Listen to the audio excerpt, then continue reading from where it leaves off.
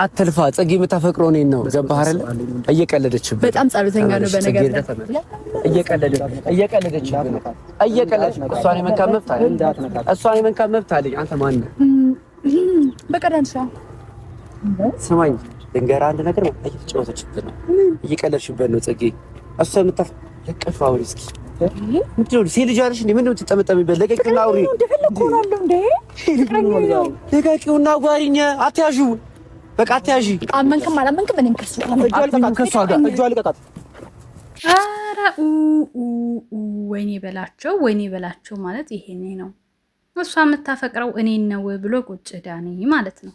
ሰላም እንዴት ናችሁ? ውድና የተከበራችሁ በመላው ዓለም የምትገኙ ኢትዮጵያውያን እንዲሁም ኤርትራውያን የቻናሌ ቤተሰቦች እንዴት ናችሁ? እግዚአብሔር ይመስገን በጣም ሰላም ነኝ። በያላችሁበት ሰላም፣ ፍቅር፣ ጤና እመኝላችኋለሁ። ፈጣሪ አምላክ ሀገራችንን ሰላም እንዲያደርግልን፣ ህዝባችንን ይጠብቅልን። ሁላችንም በየሃይማኖታችን ጸል እያልኩኝ እንደተለመደው ይህን ቪዲዮ ጀምሩ ላይክ፣ ሼር፣ ሰብስክራይብ በማድረግ ሰብስክራይብ ስታደርጉ ደወሉን በመጫን ቤተሰብ ትሆኑ ዘንድ በአክብሮት እየጋበዝኩ የተሰማችሁን ሀሳብ አስተያየት በኮሜንት እንድትሰጡኝ እያልኩኝ እንግዲህ ትናንትና ዳኒና ጽጌ የለቀቁት ቪዲዮ ነበረ። ላይቭም ገብቼ እያወራሁኝ ነበረ። ብዙም ሰው ስለሌለ ሀሳቤን ባጭሩ በዩቲዩብ በቪዲዮ ለምን አልሰራላችሁም ብዬ ነው የመጣሁት ማለት ነው። እና እንግዲህ ዳኒ ትናንትና ፍቅረኛዬ ብላ እኔ ቆይ የረሳሁት ነገር እናንተ ፍቅር በቃ ጉንፋን ሆነ እንዴ ማለት በሳምንት እንጥስ ብሎ የሚለቅ በሳምንት እንጥስ ብሎ የሚመጣ ሆነ እንዴ?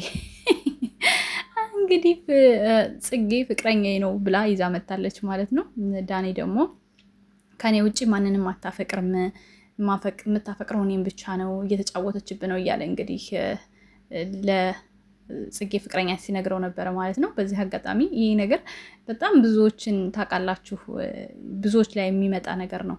በእጅ የያዙት ወርቅ እንደ መዳብ ይቆጠራል ይላል እና የነ ዳኒ ድራማን ቢሆንም እንኳን ትልቅ ነገር እንዳለው ማመን አለባቸው። አሁን ዳኒ በድራማው በትወናው ላይ ምንድን ነው እሱ እየሆነ ያለው እንትና ምንድን ነው ስሙ ጥሩልኝ በቃ ሲይዛት አታምረውም።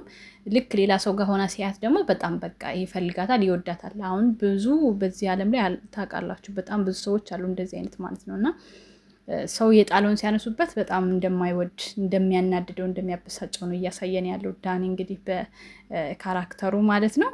ጽጌ ደግሞ በቃ ታውቃላችሁ አንዳንድ ሴቶች ብዙዎቻችን ለልህ ብለን ህይወታችንን የምናበላሻለን፣ ያኛውን ለማናደድ ብለን የማንፈልገው ህይወት ውስጥ የምንገባ አለን።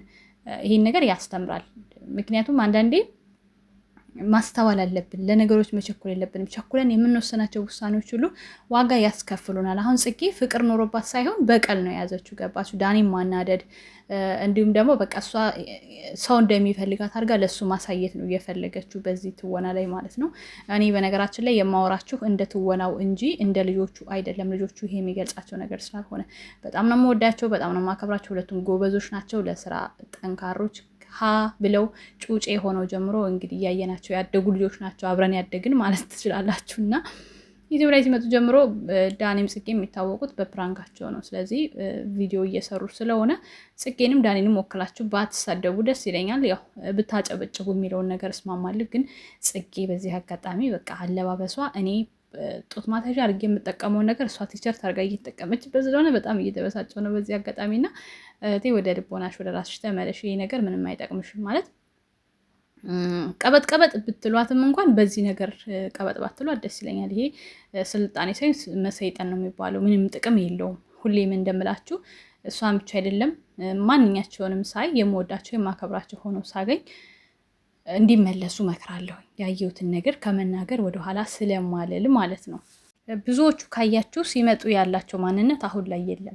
ዝና፣ ታዋቂ መሆን ምናምን ማንነትን ካልቀየር ይቅርብ። እኔ በጣም በፊት በተለይ አርቲስት መሆን ታዋቂ መሆን ነበር የምመኘው። ግን ለካ እግዚአብሔር የነሳኛን ነገር እኔ መስመሬን እንዳልስት ስለፈለገ ነው። አሁን ላይ ሳየው ዝና ቢኖረኝ እኔ ምስታለሁ፣ እኔ ሰው አይደለሁ፣ ደካማ አይደለሁ የሚል ነገር ወደ አይምሮ እየመጣ ነው። እና ታዋቂነትም ዝነኛነትም አካልም ሁሉም ነገር ረጋፊ ስለሆነ ራሳችንን ይዘን መሄድ ያለብን። ስራ ነው። እዚህ ጋር ደግሞ ራሳችንን እናስከብረን።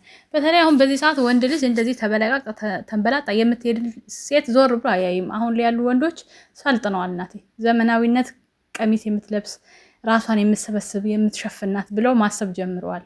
ስለዚህ እነሱን ለማማለልም ሆነ ሰውን የሆነ በቃ ይማርካል ብለን የምናስበው አለባበስ በሰው ዘንድ የወደቀ መሆኑን ማሰብ አለብን። እና ይህን የምታመርት ፋብሪካ ቻይና ድራሹ ኬትፋ ሌላ ምንም አልልም እኔ ማለት ነው። ምንም ስለማይጠቅመን እዚህ የተጣጠሰ እያመጣ ህዝባችንን አበላሸው። እውነት ኢትዮጵያዊነታችንን አጠፋው።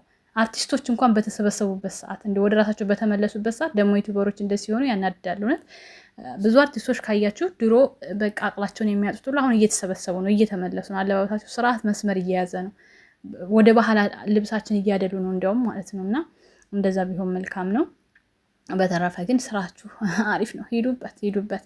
እንደዚህ እናንተ እንደዚህ እንደ ጉንፋን በሳምንት ምጥት የሚል ከሆነማ ያው ፍቅር እኔም ቢይዘኝ ብዬ ተመኘው። እናንተ እኔ ግን የጎደለኝ ክትባት አለ ይመስለኛል። እኔ ፍቅር እንዳይዘኝ አይደለ በልጅነቴማ አንድ ያልተከተብኩት ክትባት አለ ልቤ ላይ እንደዚህ አብጦ የተቀመጠ ማለት ነው።